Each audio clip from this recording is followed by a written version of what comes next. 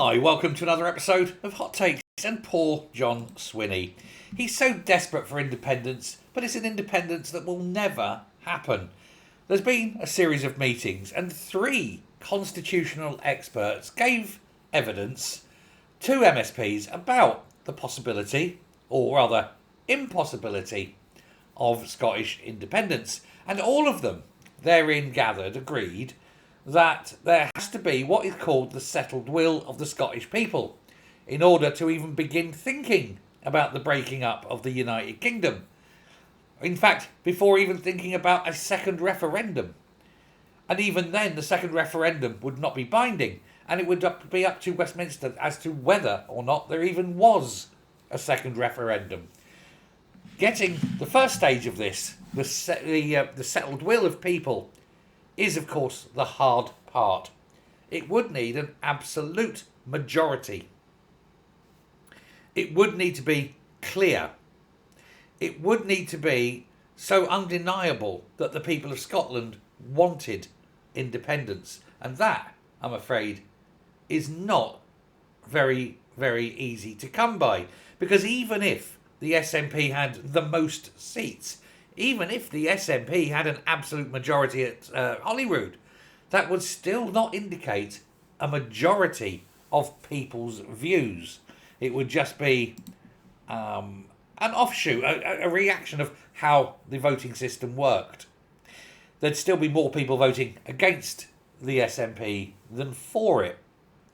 And so this wheeze, as he's describing his way of trying to secure Scottish independence, has basically been torn up and thrown in the bin by constitutional experts who said, and this is the one thing that the First Minister basically has never even considered, that he'd have to get settled will before even begging the Scottish office first and foremost for a referendum, then convincing the Scottish office that there is a need for a referendum, then getting the permission from the Scottish office to hold a referendum. The Scottish office would then have to go to the Prime Minister, who would then present it as a constitutional problem to the House of Commons, who would then have to vote on whether to have a second referendum.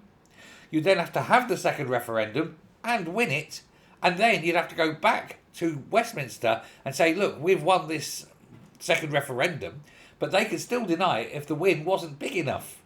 Or on a whim. Then you can just simply say, we're not accepting it. Do you see the problem?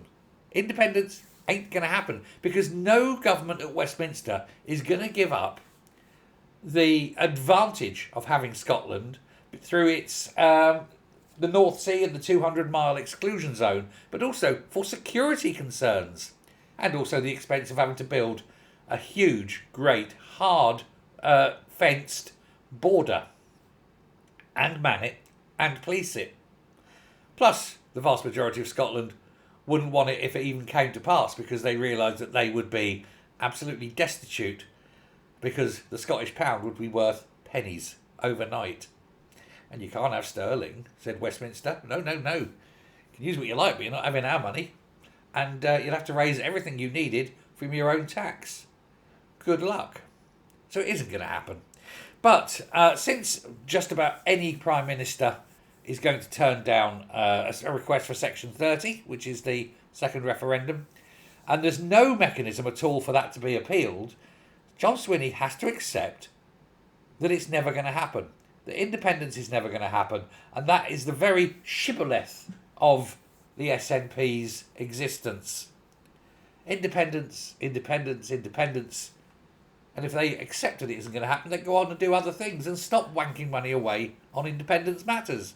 Maybe put it where it's needed and help the people of Scotland. But when constitutional experts say, John, you're talking bollocks, stop it. Do you think he's going to? No. Because unless he constantly pushes the independence line, he knows there's no real need for an SNP. And without that, what's he going to do? Get a job?